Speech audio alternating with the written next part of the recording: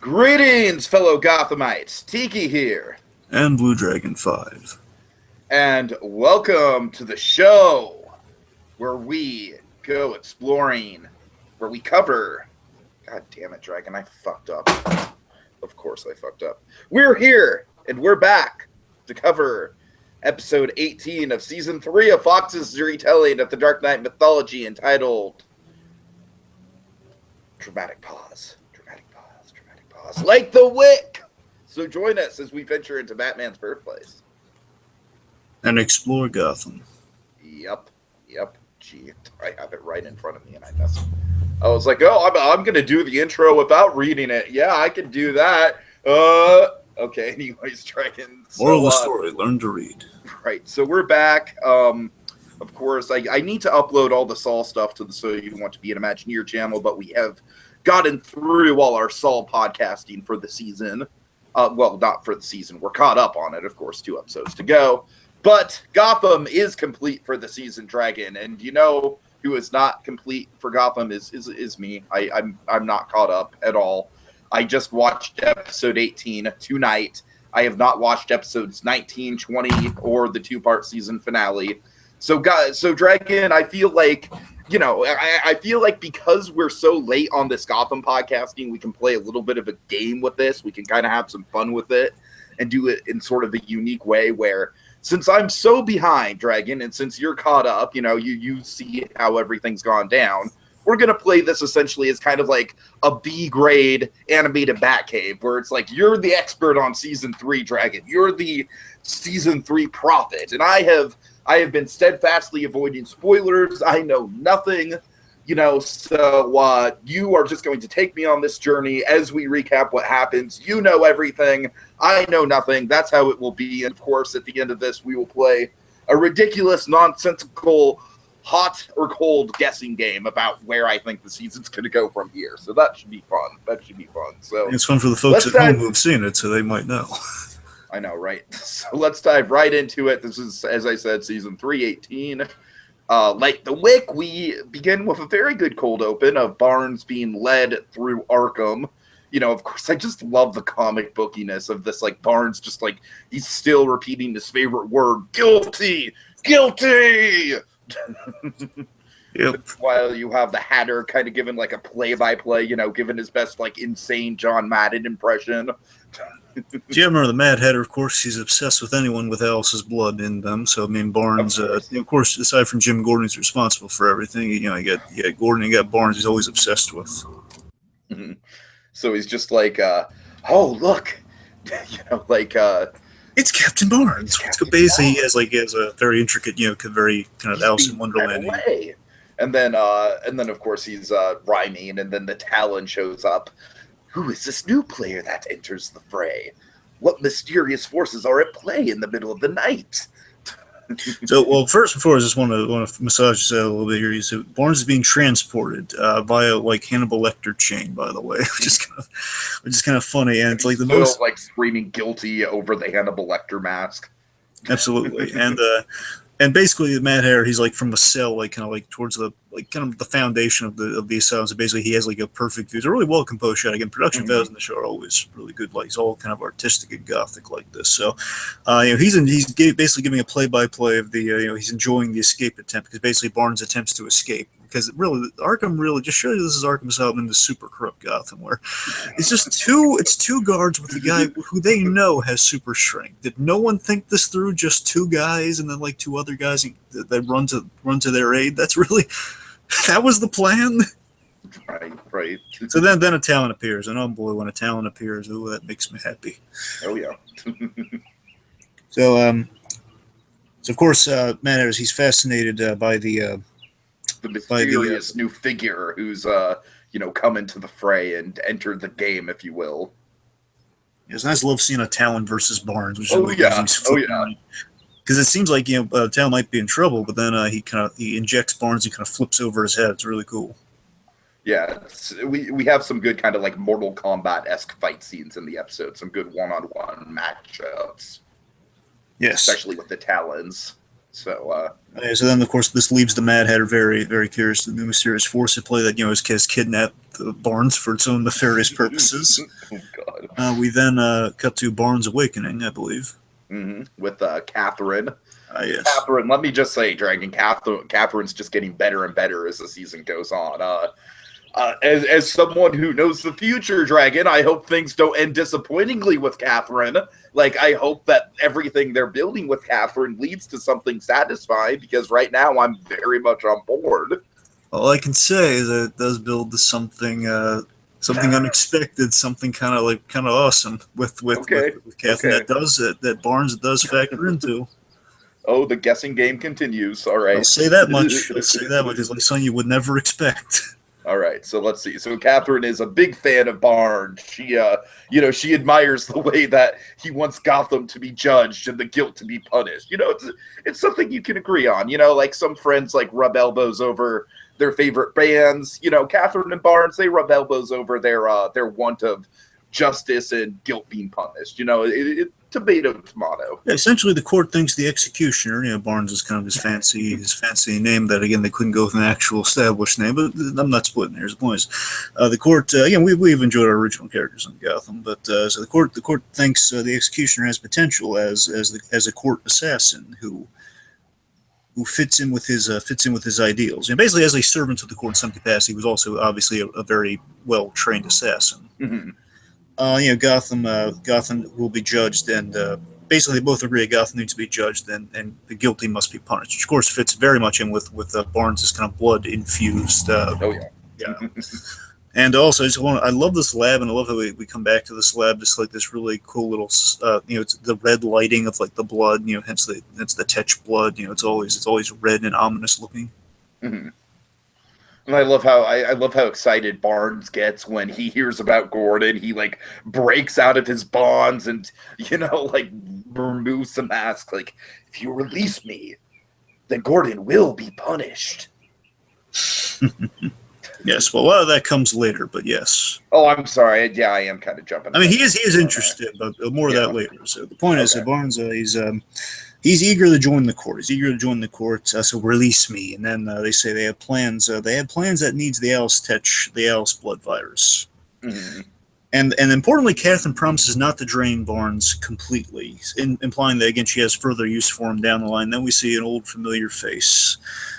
We have the Hugo Strange reveal with the perfect red lighting to match his glasses. That, again, I'm loving this lab setup here. It's oh boy, and what does he say, Dickie? Hello, Captain. And then he raises like a gigantic, over the top cartoony needle. This might sting. Oh yeah, really good cold open. And unfortunately, Dragon, we transitioned from that cold open to, oh God, what are the writers doing? Dragon, are they trolling us at this point? I really feel like they're trolling us. Much like Better Call Saul was trolling us with the T, I feel like they're trolling us with this Lee stuff. To be fair, they're messing with us in a fun way on Better Call Saul. To be fair, yes. This is just like, really, we really got to play this way. We really got to play this way. It's kind of the same thing where it's sort of like a wink of like, are you listening sort of thing with Better Call Saul. Like, are they listening to us? And here it's like, God's like, are they listening to us? Are they listening to us? They're making us feel miserable on this. Exactly. It's like, I don't like what they said. Let's make it worse. I mean, seriously, it's like it just makes me wonder, Dragon, again, with you knowing the future, how much worse can this storyline get? Those are very dangerous words. Okay.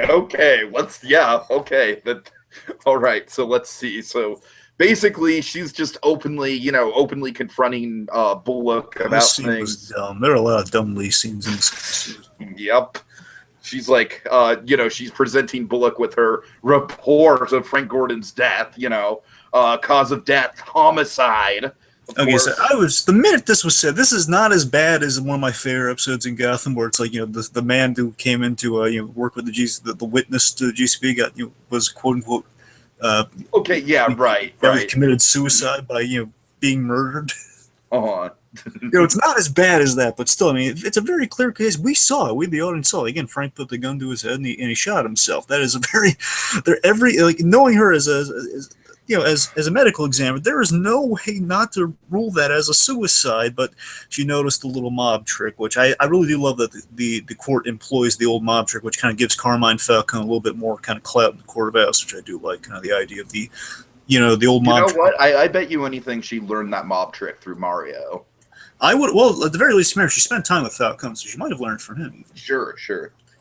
So either way, that I'll give that's like one thing I did like, and I like the little detail. See, details like that remind me of stuff like Scott's never put in the Court of Owls book, with when he's looking like the micro incisions that are like on the bones, implying that Alan Wayne was like stabbed 1 billion times instead of falling down, just being chopped up. Let's see. So just on the whole, so again, Lee's just ruling Frank Gordon a suicide, even though again no signs. Signs of tampering with the body afterwards, but again no signs of. Anything else? Bullock's being very patient. He's addressing how upset and obviously biased Lee is. Just a little biased. I just wrote in my notes. It is a suicide, you idiot! With 3 exclamation points, as I was so angry with you moron. And she's trying to pin a murder on Jim Gordon. You stupid God. Yeah, it's obviously just out of like petty revenge. You know what I mean? It's like she knows he's keeping a secret. It doesn't mean you need to try to charge him with murder. God. Well, I don't know. I feel like we should kind of like be conservative with our Lee hate because it gets worse even in this episode. So I feel like we should kind of yada through this as much as we can. Okay, so point is she's being very unfair. Then we have this bit. Oh, this is a little pip. This is a pip right here, Tiggy. All right. She says to Bullock. Tell me I'm not crazy, Harvey. You're not crazy. And Bullock has a great line here. You're not crazy. You're hurt. Yeah, that's a good kind of like rational line. Of course, in my notes, I'm like, you're crazy, Lee. You're insane.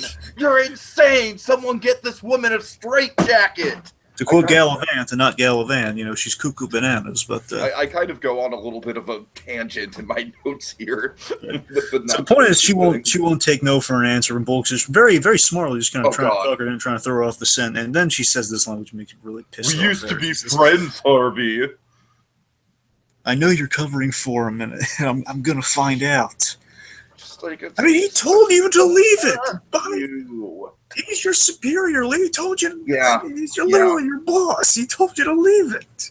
And again, it gets worse. It gets worse. I believe you when you say it gets worse in future episodes, but even in this episode, it gets worse. Hold on to your hats, kids. All right. Let's see. So then we have a court meeting. Now let's remember, because that's been a while. The ending of the previous episode was that awesome shot of Gordon dying. I will admit that was a really good cliffhanger that we left on. Oh yeah.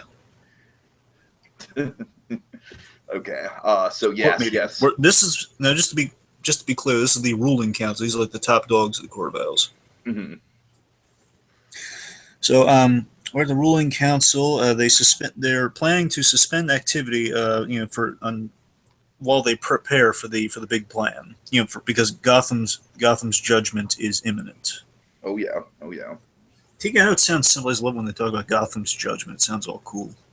No, you're right, and that's what we've been waiting for with the court stuff. So it's all very fan service-y. Speaking of waiting for the court stuff, then we see Jim in the mask again. It's like oh god, like that persona thing Ben McKenzie was talking up. We finally got it. He's wearing the Court of Owls mask. Right.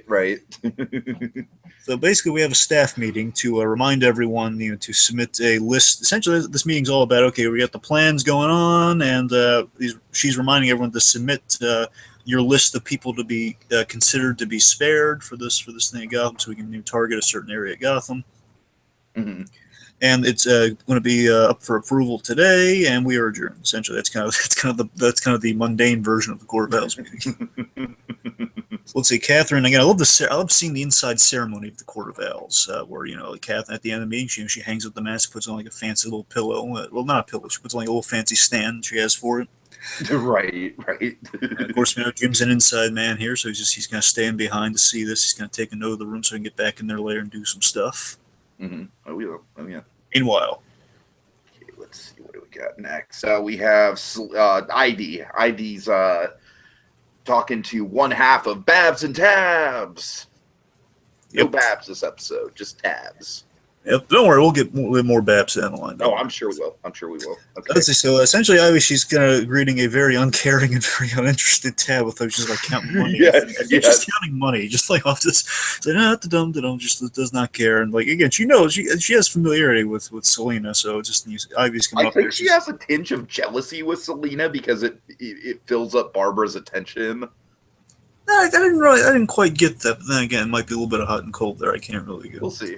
Get into that. Then again, there was that whole wasn't there that whole Selena and Tabitha Tabitha taking Selena under her wing thing? That was the talk in season 2. Yes. Yeah.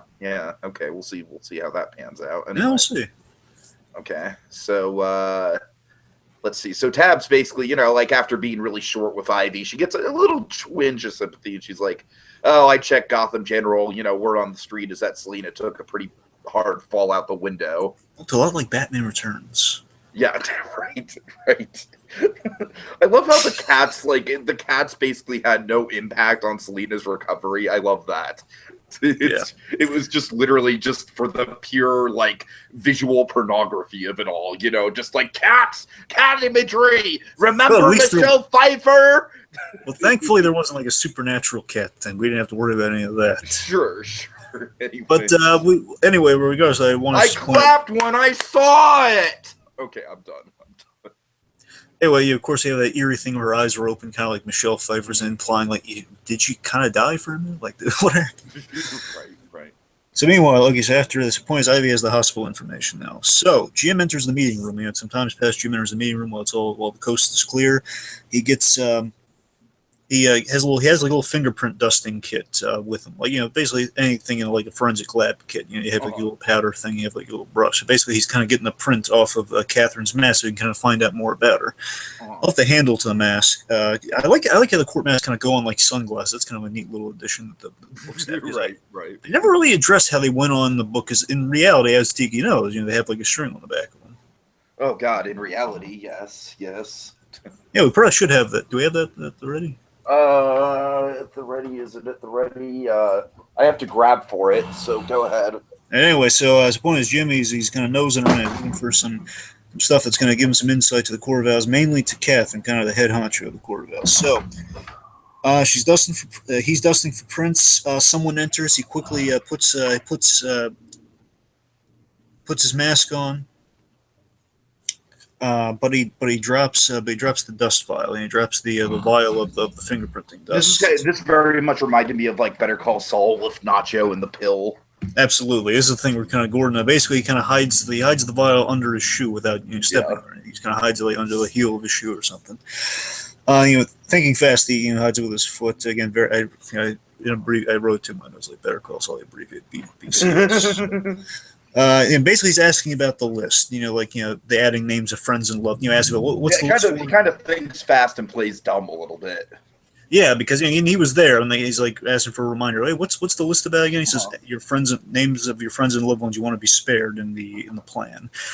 Dragon, I'm sorry, I'm going to drop the most outdated Heroes reference in the world on you. Are you ready for it? Go on. Are you on the list? Are you on the list? Poor man saved the cheerleader, saved the world, folks. Anyway, so on the list. Okay, go ahead. Anyway, so Jim just kind of save face, while he's kind of hiding and pocketing while he gets the vial, he adds a name to the list. I would like to think that it's Bullock or maybe Bruce. I would love to think it's Bullock. Bullock would be even above Bruce Wayne. Bullock would be my number one choice. I'm saying if he's putting more than one, we don't know how many names. If he's putting more names, obviously it's Bullock. But I'm saying if he puts more than one, then it's probably Bruce Wayne, which obviously wouldn't go through because they have plans for Bruce Wayne that he doesn't know about. So regardless, it's just for submission. So he's just writing a name down. I would like to think it's Bullock and not a certain other character. Really not happy with this season.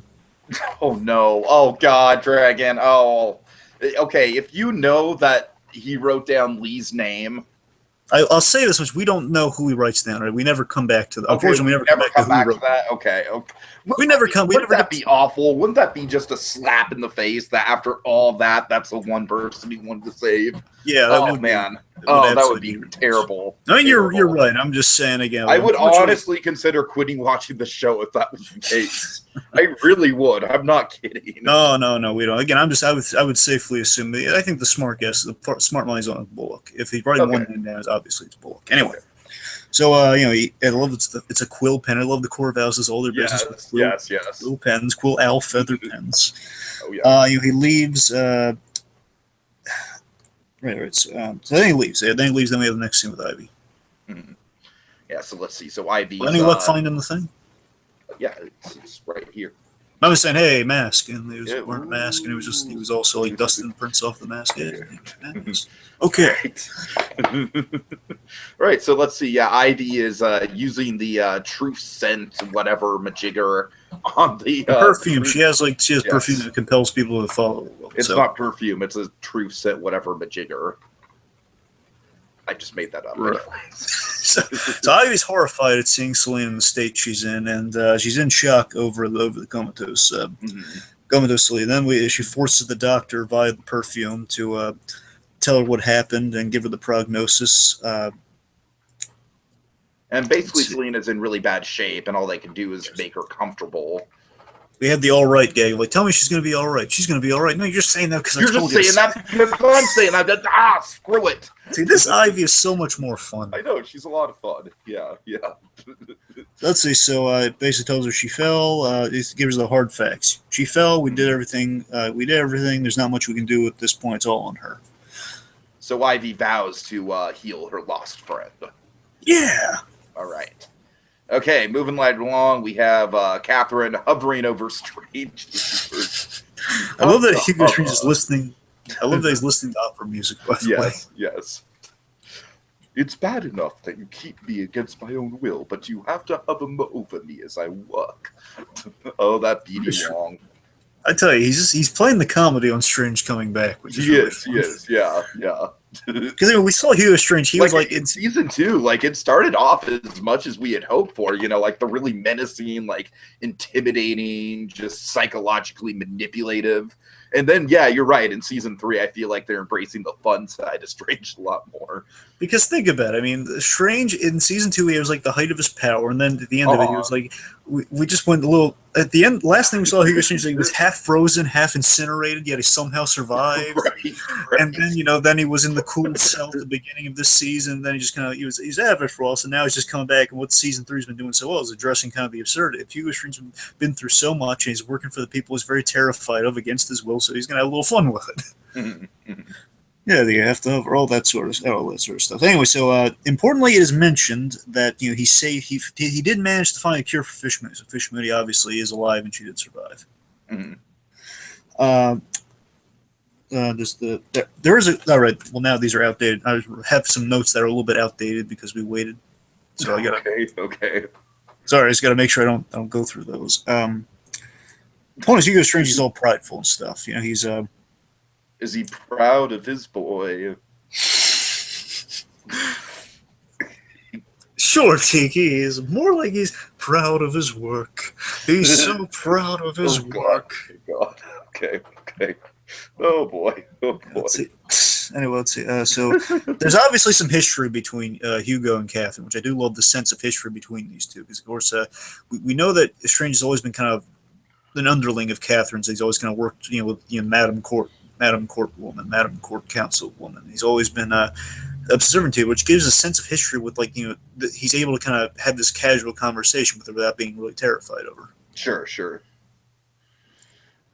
Anyway, so Strange delivers a test subject. He delivers with the virus work he's been doing. He says he demonstrates it with a test subject in a little vacuum sealed chamber. This kind of reminds me of the dip sequence from Roger Rabbit in a way. In a way, yes. Just the helpless guy who's just about to get incinerated.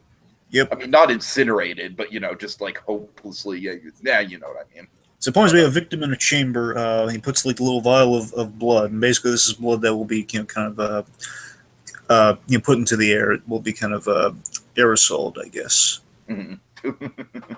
Anyway, so he puts a vial of blood in a gaseous form. So basically, that's the plan. They're going to gas things. That's kind of what we get a demonstration of. This is basically the plan for the entire city. What we see here. Which, by the way, very Batman Begins influence. Let's mention that. So obviously, this. Oh, I definitely think this whole, especially with Bruce and everything that's going on there, we're definitely getting a big Batman Begins lean. Absolutely, which I think is kind of funny. I love the twofold combination of, okay, this is a plan that, yes, there's a lot of Batman Begins in terms of, how to attack Gotham simultaneously, but at the same time, it also is something very kind of Scarecrow, kind of Fear Gas-esque in a way of this sort You're of... right, sure. Mainly this whole, we're going to turn Gotham against itself sort of thing. We're going to show Gotham its inner demons, which is what the virus does. It shows you your inner demons, sort of your inner truth, and basically it'll tear itself apart. Kind of a message with the thing that Begins didn't quite have. Mm-hmm. I'm saying there are many messages in Begins. I'm saying something tied directly into the gas. Yep. All right, let's see. Demons. Oh, so he infects the guy and basically he gasses the guy, which he turns very vicious and very strong. This is a really good effect, man. Like the foaming at the mouth and everything. Really, really effective. Very scary, yes. So basically he's finally succeeded in weaponizing the virus, which is exactly what the courts wanted. Yeah. All right, so let's see. We have Bruce training. Dragon, is this motherfucker Ducard or not? I don't care if you spoil it, okay? Look, all I can say is that they do reveal who he is, but at the same time, it's this weird thing where in some of the additional stuff, there's this I'm video just sick of not knowing what to write down for its name, all right? Well, I'm saying it's kind of... Well, they confirm who he is, but it's a little complicated. It's essentially they don't say the name Ducard, but they've confirmed he is essentially Ducard. Yes. Okay, I'm just gonna call him Ducard. Are we okay with this? Well, I'm saying they never. Are we okay with this? Let me just call him Ducard, Dragon, please. But they never call him Ducard in the show. I don't care. He's Ducard. All right. Fine. Call him. They can't call him the Shaman. No, I can't call him the Shaman. That's dumb. I'm saying they reveal his actual name, which is much... Right. I'm calling him Ducard. Okay. Fine, but when they reveal his actual name, we gotta call him by that. Fine. All right. But for now, he's Ducard, so what is Ducard up to, Dragon? Fine, Mr. Semantics. Here's what Ducard's doing. So, Bruce and his mentor here, basically Bruce is sparring with a Court of Owls member with sticks, doing like the old the dual stick combatant thing. Mm-hmm. Which I want to say, obviously this guy looks very, let's just say, League influences, hence the Ducard things. He looks very, very very influenced. Right. He's basically trying to. The shaman here is trying to motivate Bruce with the promise that hey, if you win, you can leave here. Bruce calls it like a manipulation, which he says, "Okay, you're just trying to manipulate me, aren't you? That's all you're trying to do here." And again, the shaman here is just like Bruce. He intensifies the sparring as the shaman educates him. You give him pointers along the way, basically saying, the shaman's always had great lines, by the way. Raymond J. You think Barry. it's strength? It's not. You think you can harness it? You can't. Then we're getting like flashes to Bruce's parents' death, because we've never seen that before in Batman iconography. I'm kidding. I'm kidding. It's effective. Right. Your rage, Bruce, it blinds you. You seek to control it, and yet it controls you. Yeah, I like the intercutting of just like showing the rage on Bruce while he's doing this. And then I'm sorry, I have a quick note. I have a quick joke in my notes. The shaman's going on like, rage and pain are two sides of the same coin. And then we cut to Harvey Dent. He just sheds a single tear and walks away. Sad Hulk music plays. They mentioned the coin, but not me. Right. Okay. Anyways, anything else with that scene? Well, let me see. As I was saying, Raymond J. Barry, he plays the shaman, does an excellent job. All of his dialogue sounds really good and mentory, very, very, very good. But yeah, essentially, rage is blinding Bruce. That's kind of the point he's making, and he seeks to control it. But his, it's controlled Bruce since that night, and that's what's kind of stopping him from reaching his full potential. The rage and pain being the same side of the coin. Like, again, they're somewhat different things, but they're very close to each other. And he has to find that divide between them. Essentially, he offers a way of releasing the pain of that night. Basically, in doing so, there'll be nothing to stop Bruce from reaching his destiny, which I love here with this is that this is kind of the opposite of Jim Gordon's teachings to Bruce. Remember, fear shows us where the edge is, that sort of thing. Sure. Basically, we need limitations, to show us where the edge is. Where basically, I just love it's kind of that flip side here with the shaman is like he's saying, hey, look, I'm gonna free you from that. You're gonna be numb to this thing, and you're gonna be, again, it's like this dangerous, tempting path for Bruce to go down. It's kind of like the fun little reverse of like kind of the human. Gordon's trying to humanize the kid, and the other one wants to be beyond human, which of course would be close to Batman. So it's kind of a very interesting it's a dangerous freeing path Bruce is going on. It's kind of like a tightrope in a way between two ideologies. Yeah. Okay. All right, so we transition to a crying Harvey Dent to the much better Harvey on the show. Well, like the only Harvey on the show. Let's not just say better, because again, we get nothing with Dent to really say he's better. So. Oh God. So Bullock calls and calls with some information, calls with some exposition, calls with the fact that Kathy, they ran the information that Gordon acquired, the fingerprints and everything. Her name is Catherine Monroe, and I love the backstory on Catherine, by the way. I love this idea that I love getting history into Court of Owls, of course. So I love the fact that Catherine, the Monroe family is one of the oldest families in Gotham. And they have an address, and just the fact that like saying, and we get more on this by Catherine herself down the line. Just the fact that she's been just motivation for for how long the court's been acting here, and we eventually find out she was like one of the first families in the Court of Owls period. So just really nice stuff there. So Harvey has an address for Jim. He gives him the address. Jim surmises that only she knows where the weapon is, and her house might hold some clues. So if he can find that out before, basically the less time he has to spend in the court undercover, if he can find out from Catherine's house. Sure. So let's see. Also, there's I guess it's revealed there was a call from Arkham about Barnes' transfer not going well, and they have. Gee, they only used 2 guards. Who could have possibly predicted that? Yep, no idea where he is, and they're looking into it. Basically, they have no idea where Barnes is. I don't even know if they know like how south things went. So Barnes is gone. Mm-hmm. Okay, and then Bullock just tells Jim to be careful. And then as Jim is leaving, an old friend appears. Oh, I love these scenes. It turns out I am quite hard to kill, Jim. It's Jim's old pal, the Penguin, Oswald. Oh, this is great. Oh, this is a great. I love the setting of this scene. I always love it's like behind Jim's house, and the Penguin's just there. Right. It's like this little alleyway. I just love this set. I love everything about this scene. So Penguin's like Penguin's waiting, like Michael Myers or something. Whoa, sorry. Like Michael Myers or something. He's just kind of like lurking in the shadows, like a horror movie villain. And again, we have sort of that proto-Batman thing where he has just like kind of that other element in his life, just kind of waiting outside, just to spook him. Right. Like Batman pulls this on Gordon like every time. He just boo. He always does that. constantly does. I just love we're still doing that stuff here. But that's kind of the dynamic he and Penguin have. I love that.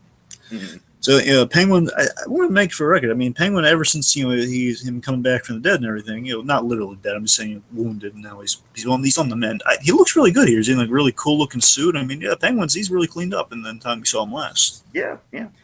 So Jim shouldn't be surprised. He tells Jim he shouldn't be surprised. I'm quite hard to go, as you just said. Firefly's there, which means I take it this isn't a social call. Which it's a good dialogue in the scene. Mm-hmm. It's a very great noir scene too. A very like kind of the private eye and his kind of the Sidney Greenstreet character, the one of like I can't trust this guy, but we have like a business arrangement sort of thing.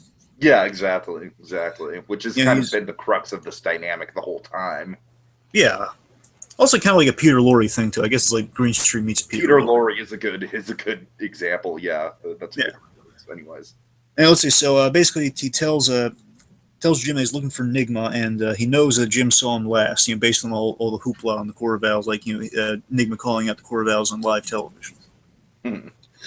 And he calls BS on Enigma reportedly escaping from the great Jim Gordon. Pretty And I good love his detective work on Cobblepot's part. absolutely That yes. stuff. Again, this Penguin's he's smart. And he kind of understands the way people work. It's one of his strengths. He just knows like kind of the weaknesses in people, so he kind of pieces it together. That he basically he pieces it together that the court obviously exists based on Jim setting basically setting up the capture and disappearance of Enigma. Mm-hmm. Yeah, basically capturing him, then he goes missing. Escapes custody, quote unquote. And just summarizes, his payments put together that he handed Nigma off to the court.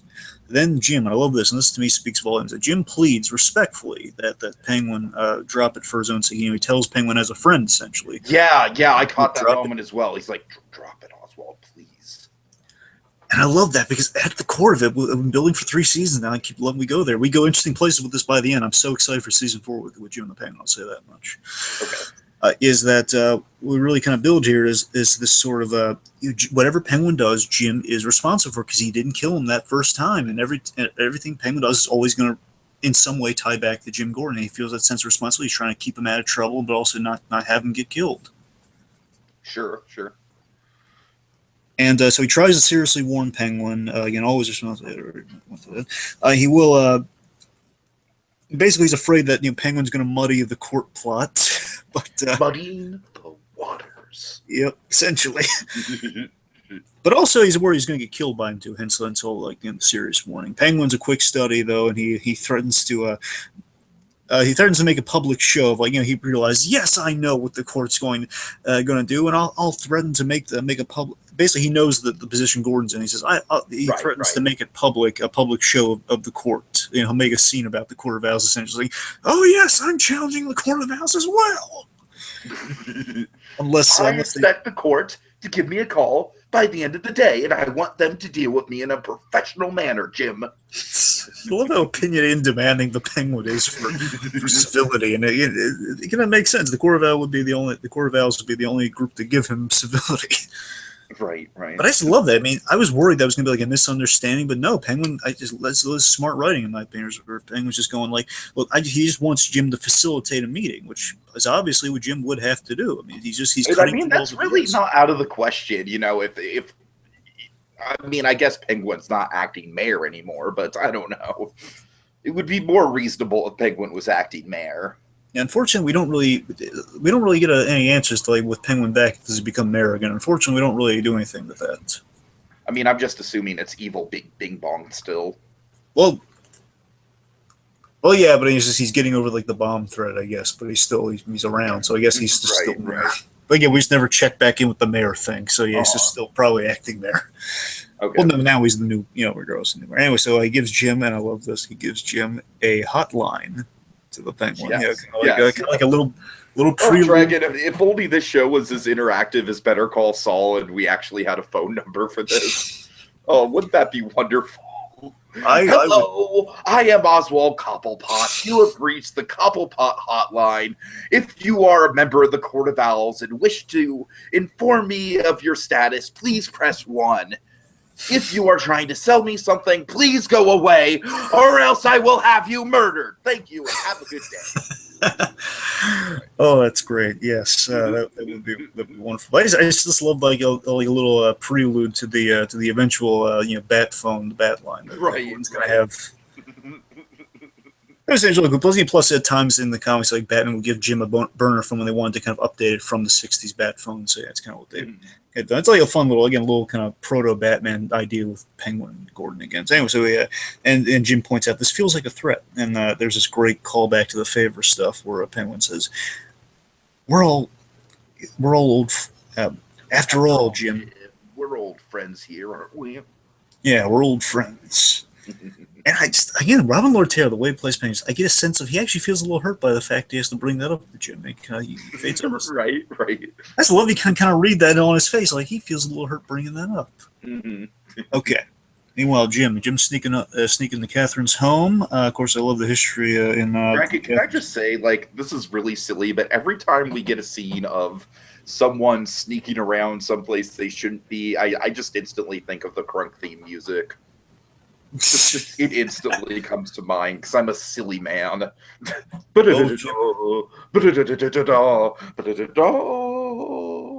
Oh, if Ben McKenzie did that, I'd lose. Oh my god! It's like the butler walks by and he's like, "Oh." I'd probably have like he'd probably have either he'd be humming some sneaking around music from Oh, Batman God. the Animated Series, or just to be hilarious and random, he'd just be humming a version of the Wonder Woman theme.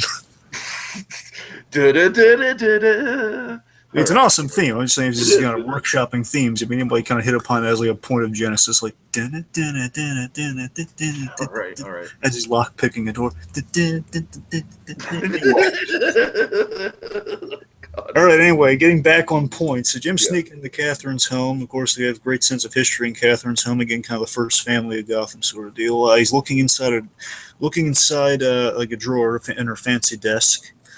And again, unfortunately, we don't really get like a lot of answers to a lot of the cool stuff that's in this drawer. Again, we get like a little inkling. Again, this feels so Scott Snyder-esque here, where he has like 37 die, but the rest of the paper's cut off. It's like 37 die. Come on, Right. I want to know what happened there. Let me tie into some backstory. Go on. Anyway, so then he searches the next drawer and he finds. This was great. Feels so much like the Court of Owls book. He finds the owl symbol, which is kind of a new take on the symbol, which looks kind of very much like the mask everyone's wearing, so it's kind of cool. Finds a little owl symbol in the bottom of the drawer, and he finds it's actually a secret compartment with a Wayne Enterprises access badge. I think it says 1139, and what most likely that is, you could be 39, as in that 1939 Batman's first appearance. Sure. But 1139, kind of like one past George Lucas's short film. Rolling beyond. So Catherine returns at the most inopportune time. Jim puts the drawer back. Importantly, he's in a rush and he's very panicked, so he doesn't shut it all the way. Mm-hmm. The butler's back as well, which is a talent, I believe, like a talent. Did you butler. notice the butler is named Thomas? Yes. Nice call. Yes. So there's no escape. So then Gordon goes with the gutsy play, which oh boy, it's a gutsy one. He reveals himself. He just walks in. He just kind of walks in there, and Catherine's obviously surprised. What are you doing here? Right.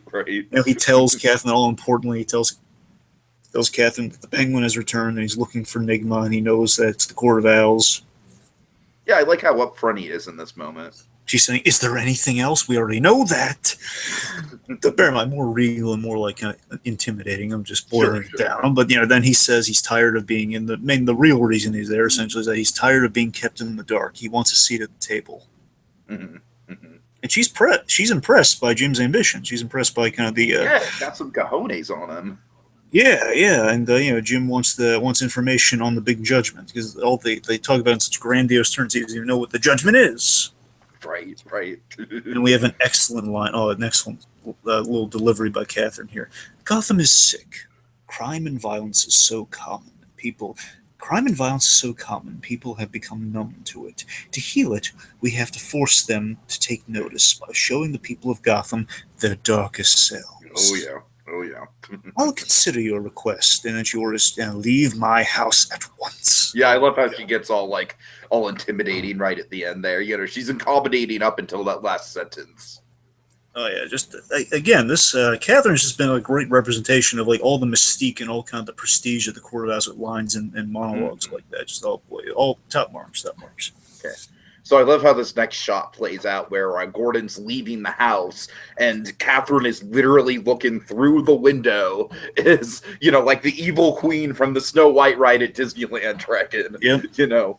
As Gordon is leaving, and Gordon instantly calls Harvey, I know what the plan is. They're weaponizing the Tetch virus.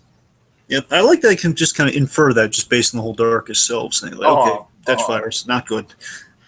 But yeah, really well composed, as they explain, because they're back at the lab with Lucius, and they say the court, they knew about Alice Tetch, so it makes sense that they'd want to utilize that in some way. Yeah, so also it was well composed shot with Catherine and the Snow White. That's what I'm saying, man. That's what I'm saying.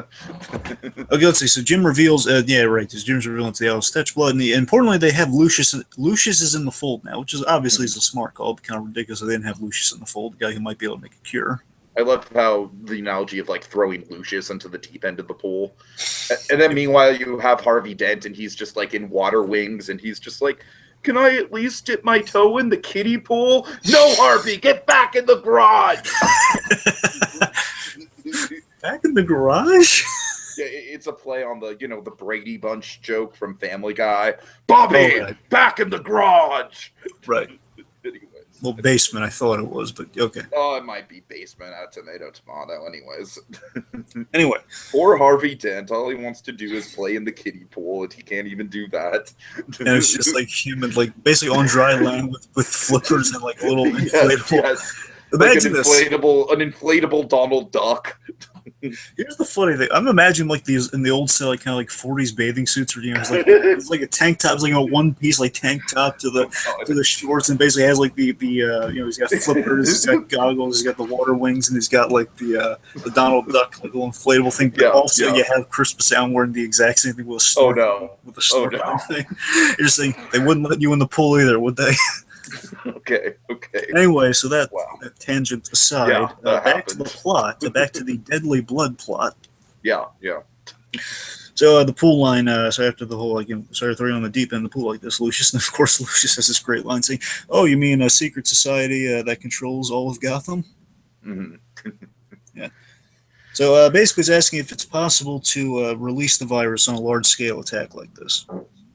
Mm-hmm. Which Lucius confirms that yes, they could do it on a large scale like this. They need a sample to do this on a large scale. They're going to need a sample, but we destroyed all the samples after Mario. Yeah, but they don't need a sample of Alice's blood. They just need a sample of someone with the virus.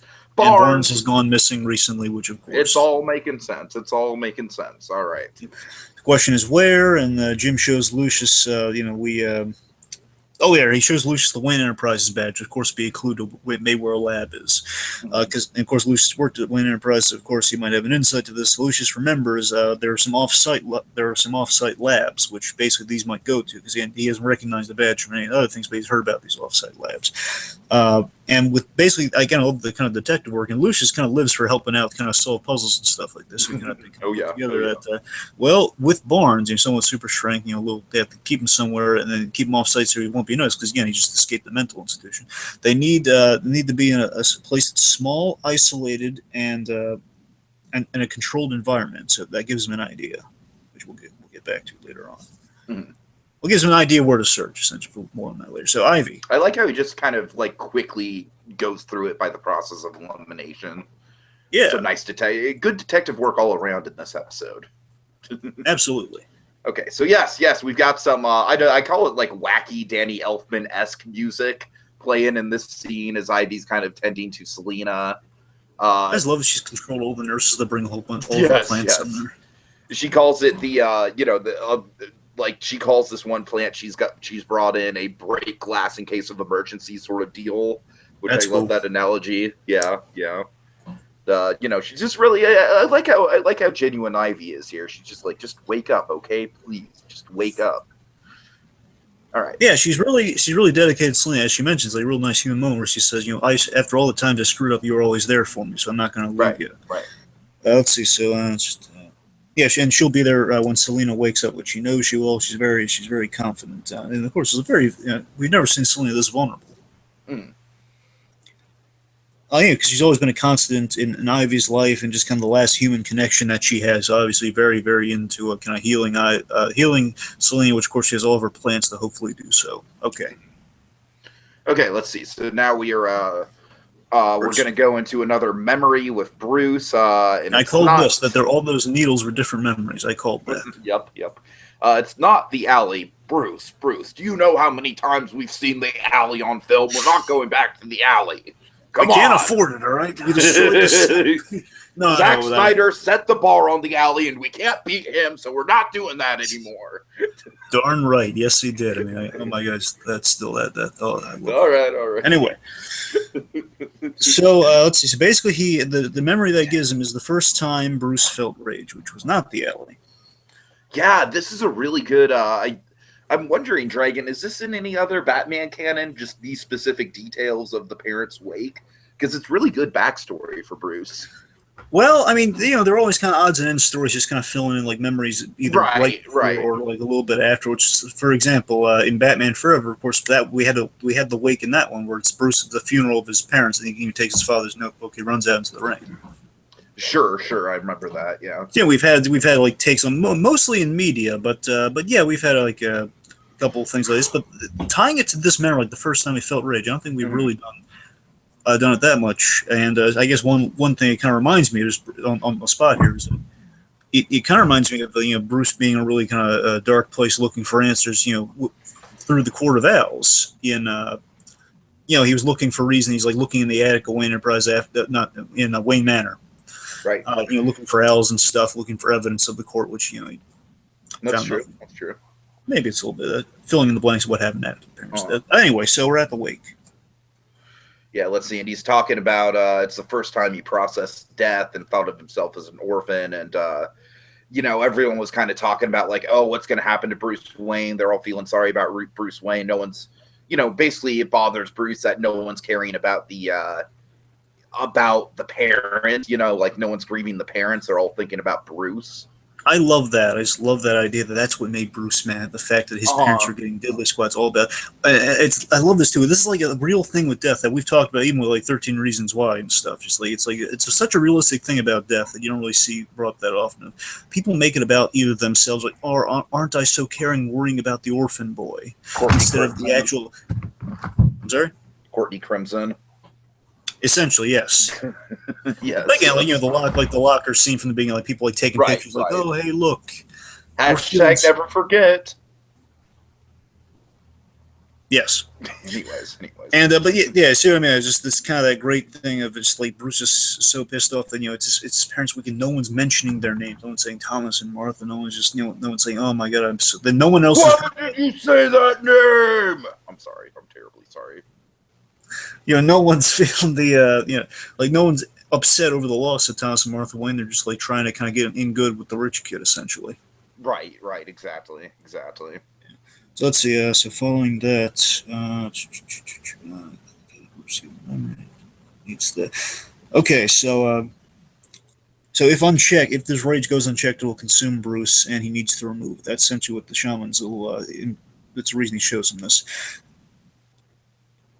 Mm-hmm. And he doesn't want him to give up the memory. He just wants him to give up the emotions connected to the memory. That's the point of all this. So he wants to get rid of the emotions connected to the memory.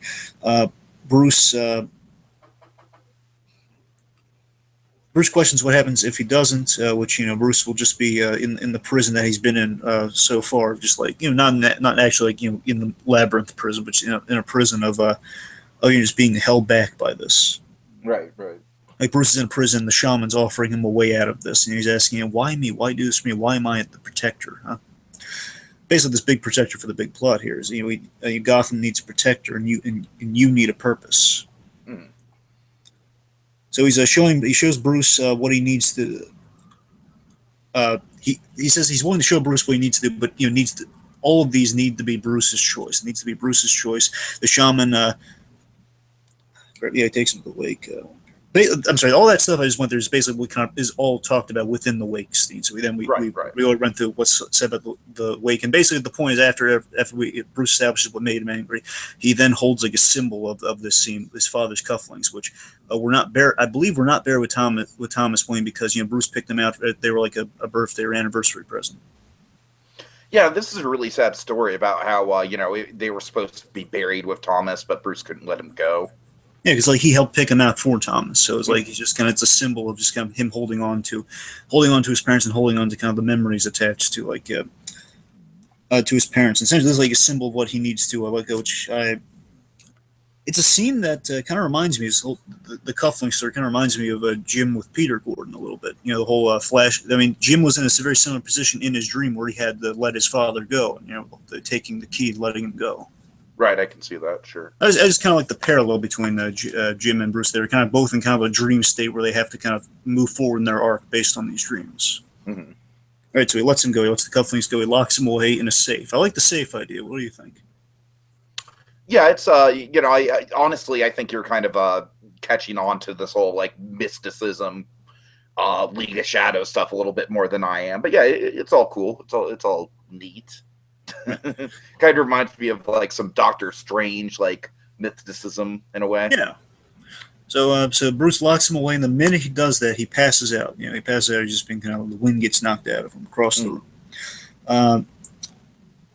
The shaman says, "I've been waiting a long time. We will make Gotham pay." Ominous line right there. Kind of sounds like Ra's al Ghul. We'll see. We'll see. This guy's real name Ra's al Ghul? No. No? Okay, good. I'm just checking.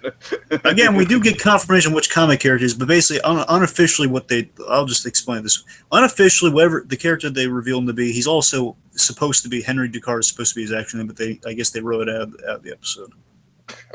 Okay.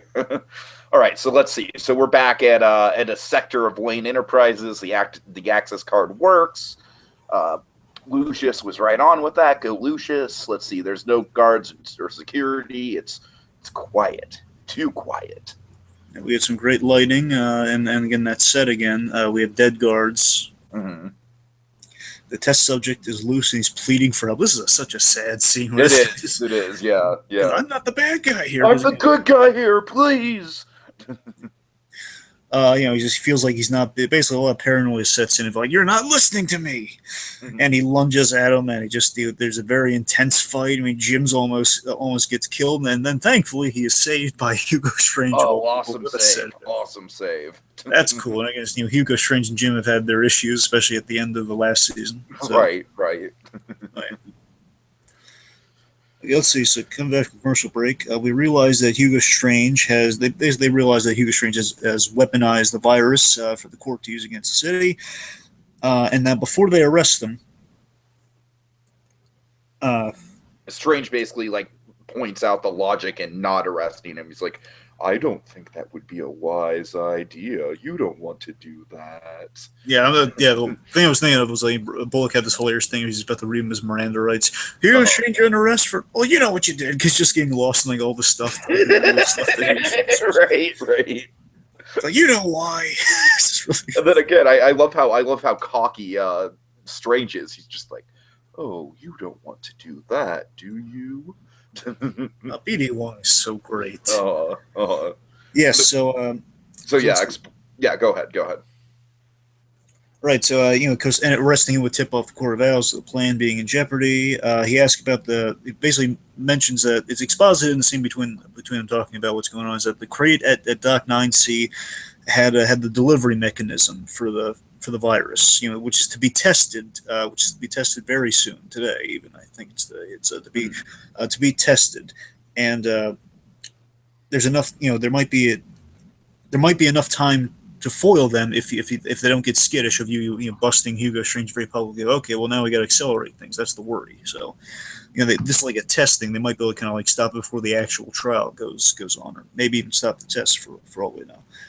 So the point is, arresting him would signal the Court of Owls, which is not good. Bullock questions this. What's the stop Hugo Strange from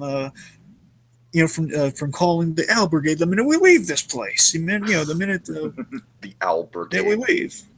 Yep. And Hugo Strange is playing both sides essentially, and he says, he gives him a show of goodwill. He gives him a show of goodwill that he gives him his research and samples of the virus, and he hopes it will be remembered. Oh God! Oh, that beat long. And again, this is the brilliance of Hugo Strange, because the Court of Owls has mistreated him. They always kind of intimidate him, because again, the fear that he had when he was arrested at the end of season 2, which got me so excited for. Oh my God, the Court of Owls. Right. He's playing both sides, because he wants the way that ensures his survival. I just love that. Yeah, totally. Classic, and that's classic Hugo Strange. Is you never know what side he's going to be on at times. I'm not saying Hugo Strange is usually holding all the cards, but still, I mean, he plays mind games. That's what Hugo Strange does best. You might say I'm like this show's equivalent to Loki. So what's the memorable Bullock's line is? You logical bastard. It's just a great line by Bullock. So let's see, and basically they'll blame the deaths of the guards on the poor test subject for all the mess. So then, good luck, detectives. And then they have Lucius working on the cure, and Jim deals with the bomb. Yeah, and then Jim gets a call from Catherine. It's time to take the next step. I think you are right. Let's see if you're worthy of the light. Oh, boy. You said you didn't want to be kept in the dark. Now let's see if you're worthy of like an excellent little line. Just talking about darkness, talking about light. So, Right, let's see. cool. Bruce finally cool training defeats. scene with Bruce. Yeah. He finally defeats a sparring partner. His let's just say league sparring partner. Mm-hmm. He he's more focused with his feelings. Now he has more of a sense of balance going on there. Again, he's kind of letting go of the anger, so he's more focused in the battle. And the shaman's asking him, how do you feel since we got rid of this? He says, I feel nothing. He asked the shaman if he can go home because that was the deal. Yes, if he can go home as promised. He offers him the choice. Well, you can I can take your pain away, and you can return to Gotham with a power you never thought possible. Or you can just or you can, basically he's free to go, but or he can just stick with him as he can make him even better. Mm. So Bruce continues his training. This bit right here, I really love. This is a really good Bruce Wayne bit right here. Yeah. And David Mizzou, I just love how he's zeroing in on what Batman sounds like at a young age. He sounds totally. Because it reminded me of two things. Well, just him just saying, we're not done. Get up, we're not done. Just him saying that with that authority is just it so embodies Batman, but also kind of to me, and this is me reading into it, it kind of embodies Batman training the Robins. He would say that to them. He was like, right. Like the Taskmaster when training a Robin. It's like this is where it came from. Really cool stuff. Yeah. So Jim's welcomed by Catherine and Talon. I'm sorry to have to do this, Jim, but we're going to need your gun and your phone. Yep. They're in a private room overlooking a party of the Daughters of Gotham. I just love the Daughters of Gotham. Always the sense very of majesty. Snyder-esque. Very good Snyder-esque. Yes. New York Snyder. It's always New York Snyder. New York Snyder. New York Snydes. New York Snydes. Okay. Yes. So essentially, again, I love her giving. This is like what I'm talking about. Catherine's backstory here. She's giving like the spiel of what she's experienced in her years in Gotham. So, the Daughters of Gotham, socialites who believe they hold power in a city, when what they really are is window. Oh my God! What they really are is window dressing. That's such an excellent. They are what that. It's basically saying they're a front of what Gotham believes is real power. We're the ones they don't even know about us, and we're the ones actually. Right.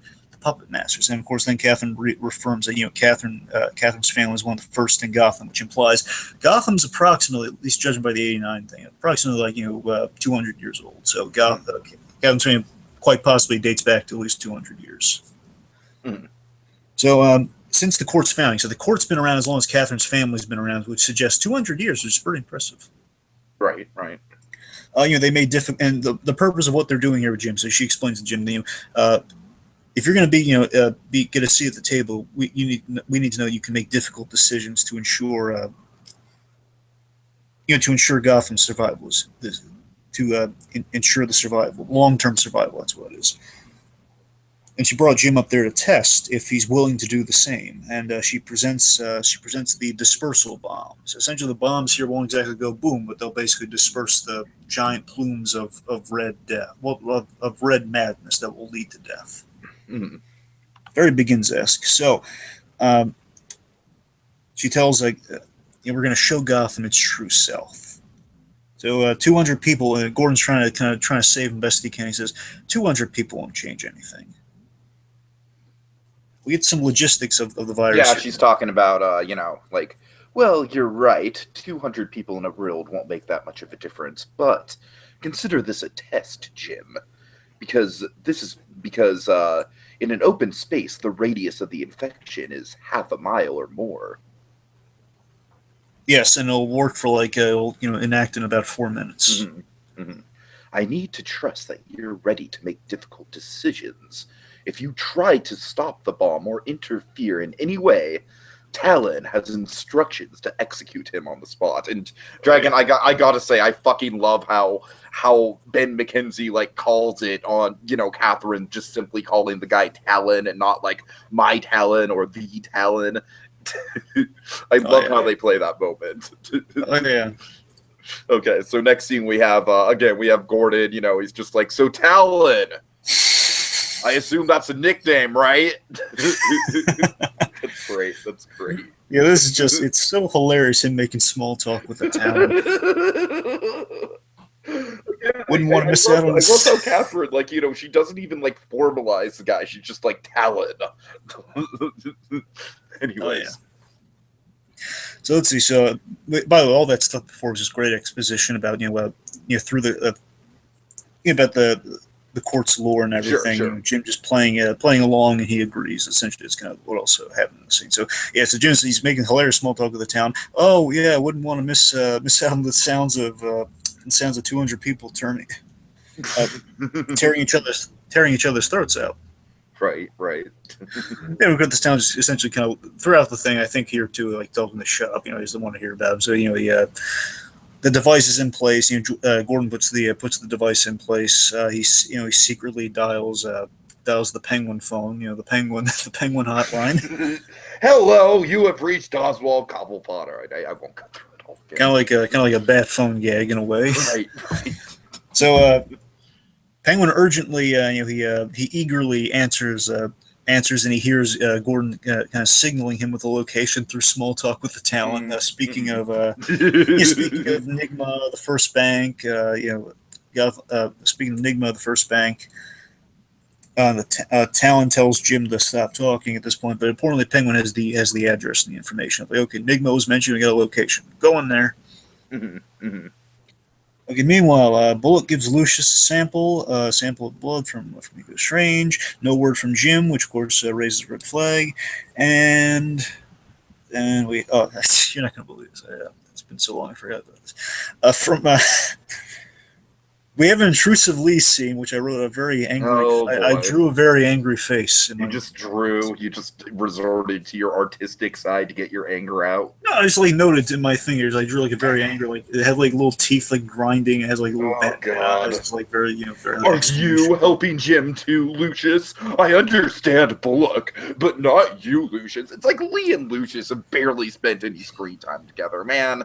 It's so frustrating. It's so frustrating. It's pretty safe to say this scene is worse than the previous one we had, right? Yeah, I mean, the previous one was bad, but it just keeps getting worse. Because here's the thing. It progressively gets worse, Dragon. The more Lee's in the episode, it progressively gets worse. And just to boil it down here, why this scene is so terrible. So Lucius is... How many people does he have to kill before you all see what I see? Well, that's pretty bad. But no, I'm saying, ladies, it's Lucius. He's calmly and rationally. I swear, Lucius, I will. What happens to Mario will never happen to anyone ever again. Okay, I'm sorry. Go ahead. Can I? Yes. Okay. So Lucius, the lines are so bad, Dragon. They're so bad. Build to it a little. Okay. Let me get you there. All right.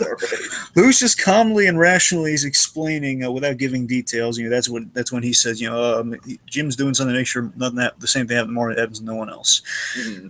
So the point is, Lucius is very calmly and rationally explaining, no, Lee, it's not what you think. It's we're just I can't tell you, but we're in the right here. And again, I would trust Lucius Fox. Believe me, the guy's he took down the Riddler. I would trust the guy. Right. And he assures her that Jim's in the right. I mean, essentially he would have sworn on the Bible if he asked him to, And then she I wrote my notes frustrating as well, just like, you're just like everyone else here. It's, oh, come on! He's just very calmly explained it.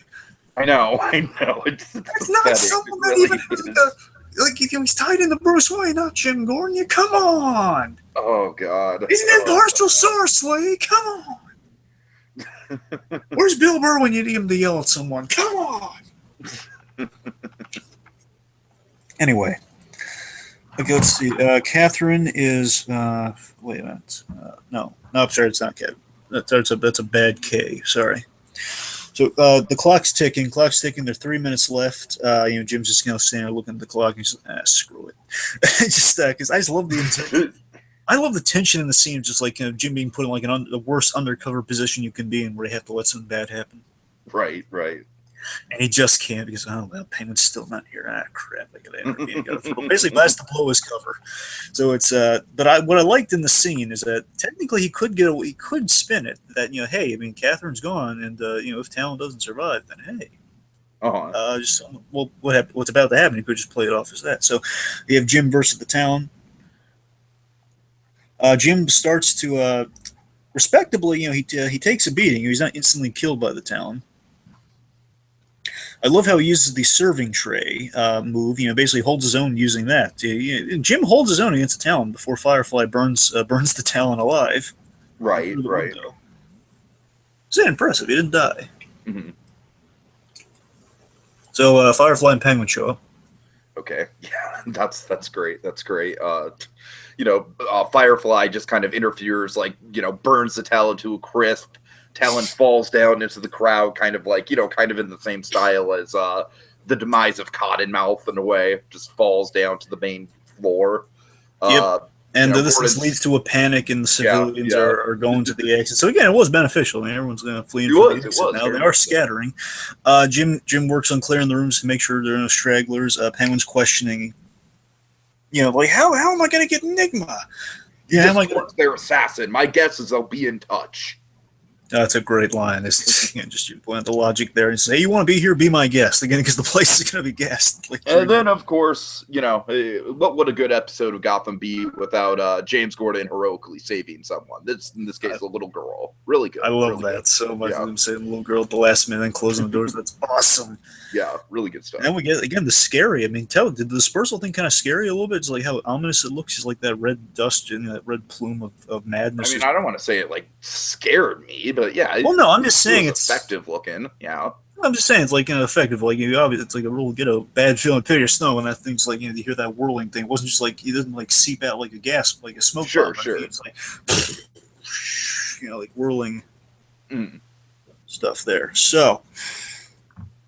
Okay, so that's the end of that scene. The shaman is calling Catherine to tell her that Bruce believes in his promised destiny, and he's leaving tonight. They're leaving tonight. They're all signed off and good on that front.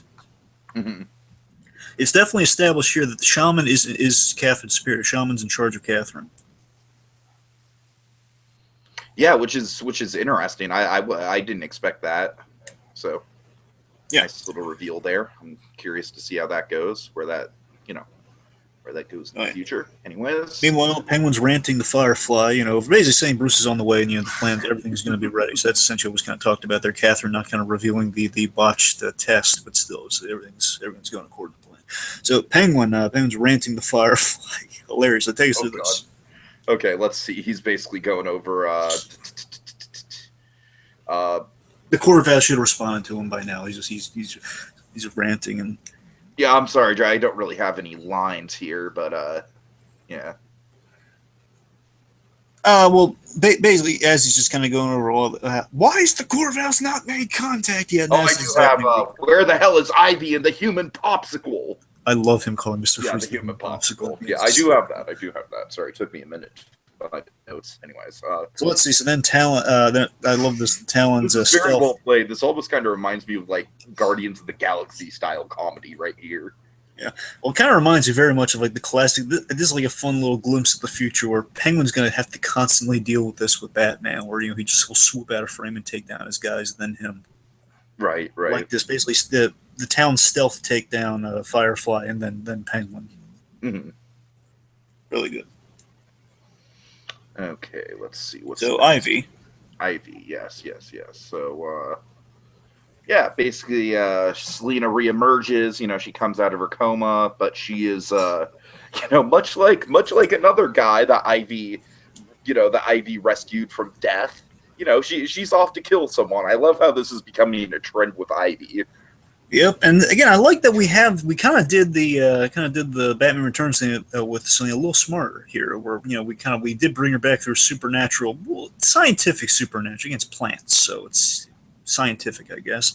We brought her back somehow, in a very otherworldly way. We that's how we brought her back instead of just mysterious cat magic. Mm-hmm. So she was healing plants and stuff. The break glass in case of emergency plan took effect. She's woken up and she has someone to kill, which of course would be Doc Bruce. Oh yeah. Okay, and then we have even more Lee drama. Because, good news though, she gets yelled at. Yeah, she does get yelled at, but it's just it's so just Oh, I'm resigning, Jim, and then I am leaving. You have infected this place and everyone around you. I am done with the GCPD, with Gotham, with you. You've taken everything away from me, Jim. Everything. There's nothing left. Yeah. Oh yeah. And and further on and so on and so forth. And then, Jim, he's just he's like, you know what, Lee? I killed Mario. I'm done apologizing for it. I saw the knife and I pulled the trigger. You want to walk out that door and never come back? I can't stop it, but it won't help, Lee. Okay, it won't help. All right. Yeah, he's done apologizing for killing Mario. Because again, I just love that he's just spelling it out for it's just so dense. It's just I just love Jim's. He's had enough of her crap. Okay, I don't know what happened. I think I'm a little sad because again, married in real life, it's like it's kind of a shame to see. It legitimately makes me worried for Ben McKenzie and Morena Baccarin's marriage. Right? Well, I'll tell you this. The good news is, they officially. I'm saying they've been together and they were engaged. So now they finally got married recently. So again, they're doing good. So it's okay. That's good to know. Maybe if they were having some issues or like pre-marriage jitters, they had this is sort of like couples counseling. Yeah. Anyway, so I just love that Jim's been taking a lot of crap, and I just love that he finally got a chance to kind of yell at her. He's like, "Hey, you had a knife, you stupid! For Christ's sake, you had a knife!" Right. Which part of he was going to kill you? Don't you understand? Jesus, that is. I'm finally glad he at least got to say something about that. Anyway, so she's not just putting. Why can't she just put Mario's infection on Jervis Tech? She keeps putting it on. Yeah, Jim right. So then Jim finally goes into the thing he just said. Doesn't believe me. Jim, stop it! But it won't help you believe me because again, Jim has been in that frame of mind, just being kind of like stagnating a little bit. He's just telling her to get over it. It's the best course action, which Jim did at the beginning of this season. Again, this scene, the one thing I will say here, because he calls back the whole, you asked me how can I move on, and he tells her, and it's nice to call that. That was the only good line we got out of all the Lee bashing Jim Gordon stuff. The only good line we had. It was actually an intriguing line of like how can you live with all this stuff? That was the one interesting line she had, like at least passable, out of context. I would call it passable more than interesting. But well, I'm just saying, looking for any glimmer of light in any of that. So fair enough. All right. So again, just Jim. We have the Jim alone again shot. Yep. So I wrote down as good riddance to Lee. Just her leaving the GCPD. She wants to quit. Hooray! Right. Haven't we gone down this road before with her like once or twice? Seem to remember. Anyways. Yeah. Okay. So Catherine. Yeah, she discovers the access badge is missing, and she is pissed.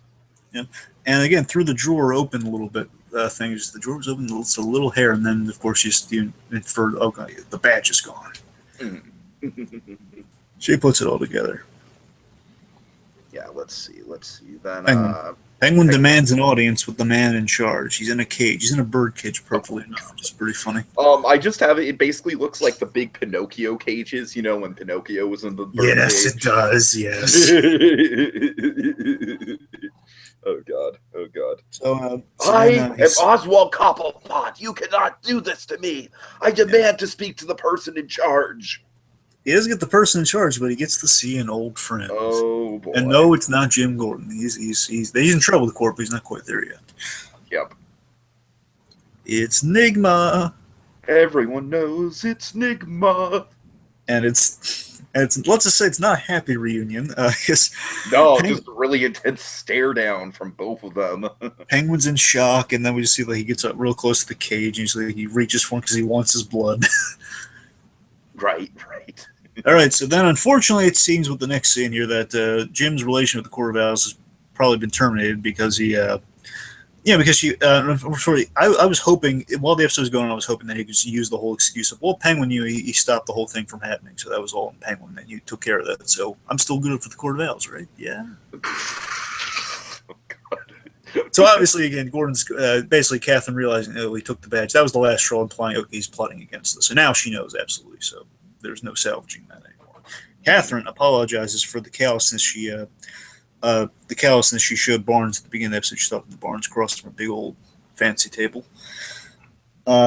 she establishes that they both want judgment for Gotham, and they both have been deceived by Jim Gordon, who threatens to undo everything they seek and wants. Oh, I'm sorry, and I totally jumped ahead, Dragon. This is where we get the great, like, Barnes just bursting through his bonds, and, he's just over the moon. He just can't wait to speak. He takes off the mask, and he's just like, Jim Gordon is guilty, and I will be his executioner. Bum, bum, bum. Oh boy. Okay.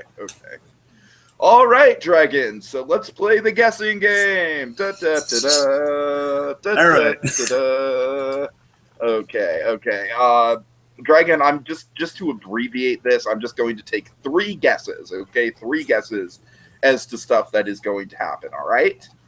All right. Okay, let's see. And we're going to be doing this based on episode 19. All will be judged. Keep in mind, I have literally not even seen a promo for this. So my 3 predictions are that Selina and Alfred are going to team up against Doppelbruce finally. Cold, really? Okay. All right, let's see. I definitely think the main crux of the episode is going to be Barnes versus Gordon, and perhaps Barnes will finally die. You're kind of in the middle on these two, to be honest with you. So I guess I can't use that. Let's just say you're in the middle. You're close. Okay. You're halfway. And then I predict that Penguin and Riddler will come to a short-term agreement, a short-term alliance to get out of the cages they're in. But then the minute that they're out of the cages, they're going to go back to wanting to kill each other. You're on fire! Oh, wow. Okay. Wow. Jeez. All right. You got scarlet fever, boy. Oh, man. All right. And Lawrence Fishburne's in your bloodstream. We'll be back next episode with more guessing games. Okay, so final thoughts on this, Dragon. It's Gotham. Final thoughts on Light the Wick. Well, you go first. Yeah, I mean, it's a fun episode. We got a lot of, I think definitely the Court of Owls stuff is the highlight of the episode for sure. I'm honestly not really sure how to feel about Barnes. I'm very nervous about Barnes, to tell you the truth, but we'll see how that goes down. Really good stuff, really fun.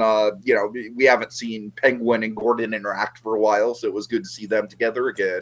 It's good to be together again. And overall, it's definitely not the strongest of the season, but it's a very solid episode, very solid entry into the season 3 saga. Looking forward to seeing how things end up. We've got 4 episodes left, including the 2-part season finale, so we'll see where things go from there. Well, as per usual, barring Lee, the episode's pretty solid. We got some great Court of Owls history, great Court of Owls stuff. We had Jim in a very cool, impossible position. Him kind of trying to move up in the Court of Owls. Again, a lot of great undercover stuff with Jim Gordon this episode. It's very much kind of in the vein of like the Infiltrator almost. Mm-hmm. It's kind of Gotham's take on the Infiltrator, which of course stars Bryan Cranston and whatnot. But no, in all seriousness, again, we have like a lot of. We're starting to pay off some stuff, here where again with the Court of Owls undercover thing, which obviously now Gordon's kind of like he's reached the end of that, it would seem. Mm-hmm. And at the same time, Bruce, we're doing some interesting stuff with him, kind of like this. We bring up in this episode this great question of can Batman be Batman without his pain, or can Batman be Batman being numb to pain? So I think we're flirting with some really interesting ideas that are going to become more and more complex as they go forward, and just on the whole, it was on the whole good episode. This one was more like kind of getting us closer and closer to the finale. So this one, and I think this one and 19 are probably the most that move us forward to the finale. To be honest with you, this one definitely gets Bruce is ready, and he's going to be returning to Gotham. So that's on the whole good, very consistently good episode. Okay, cool. All right, so take us out then. Remember, kids, no matter how dark and scary the world may be right now, there will be light. There will be light. Until next time, when we go exploring Gotham yet again. Now, you wouldn't want to go and do that, would you?